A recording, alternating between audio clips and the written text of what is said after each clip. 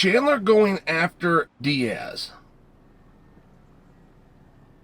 makes me think only one thing, which is Chandler informing us that he is now a 170-pounder.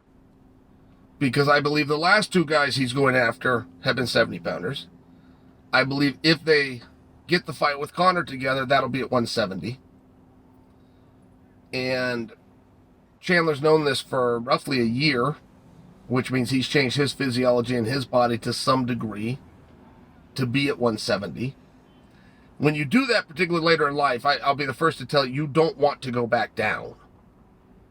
And I don't know that Chandler's in a position to fully decide that, but he's definitely in a position to help influence that. And I'm asking the question, does him going after Diaz have everything to do with a major fight? I can't get Conor, I'll go with Nate. As big or bigger, stick it to everybody. Is that what he's doing? Or, if that doesn't work out, is he going to call somebody else out at 170? And I think that it's relevant. And I love that Chandler is doing this. This has been Poirier's goal. And I support Poirier doing it, I support Chandler doing it. There's very few guys. What I'm talking about is major top guys, championship quality guys who have proven that, who've either won the championship or been there for the championship, that don't just try to reclimb that mountain again. They find another way to stay in the spotlight and to even stay in the main event, which is to find other guys in a similar situation who the audience wants to see fight. It's very rare.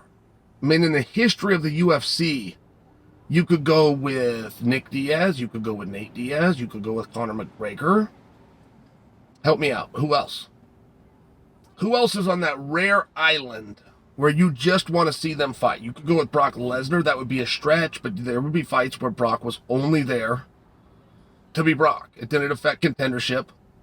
It definitely moved the needle. It wasn't about championships. It definitely moved the needle. I think Chandler has that kind of style myself. I don't really give a damn. I mean, I'll bring Justin Gaethje into it. He's still on a path for championships. He is now the BMF champion, by example. He's a number one contender. His next fight will be for the world title, by example. But I think that Gaethje has that style where it doesn't overly matter what he's doing. And when he fought Fedzayev, place was packed. I think Chandler has that same style. I wouldn't overly care what he was doing or who he's doing it against. I'm in. I'm coming. Conor has that special, right? It's got that special, you can't look away. And how he did in his previous fight doesn't matter. How he did in his fight before that doesn't matter.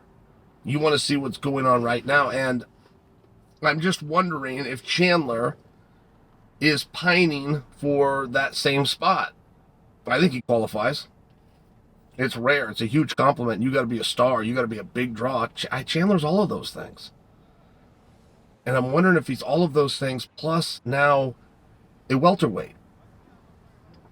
I've told you guys this till I'm blue in the face, but the day I found out that they were moving in the direction of Chandler versus Conor, that same day, 3 different people, Dana White, Michael Chandler, and Conor McGregor were asked separately by the same reporter what the weight class was going to be. And we got 3 different answers. And I remember turning to my partner Ryan and saying, you have no fight. If you haven't even agreed on a weight class, there is no fight.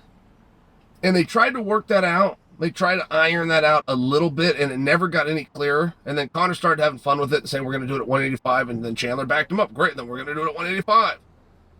If you think of fights at 185, which they don't, they're trolling. I'm making a point, though. If you think of fights at 185, you're not going to be in a physicality position to make 155. And now Chandler's calling other guys out, such as Nate Diaz. And Nate Diaz is only going to get called out so many times. You're only going to call Nate out so many times before you're going to be fighting Nate. And Nate's not coming back to 55. I can't imagine that Conor ever fights again. And I'm very confident in telling you, and I could be wrong on that one. Like, I'm not overly bullish. I don't think Conor's going to fight again. I'm not overly bullish. I'm 100% confident in telling you he'll never fight at 155 again. So, if Chandler's armed with that kind of information, you guys know how hard Michael Chandler works out, right? You can go watch his stuff on Instagram. That guy goes hard. Michael Chandler's not the great athlete you guys think. He was born with muscles. That's true. He came into this world stronger than most people, but that was the only superpower he had. Everything else he's ever achieved, I mean, even back in college, there was many people that didn't think he belonged in a Division I room. He went on to be a Division I star. He could go with anybody in the country, multiple-time All-American. Comes over to MMA, so what? Well, 24 years old, he had the fight of the year with Eddie Alvarez, a fight of which he won, by the way. I mean, I'm just telling you, Chandler, it's not what you think. That is hard work. That is hard work, belief, and dedication.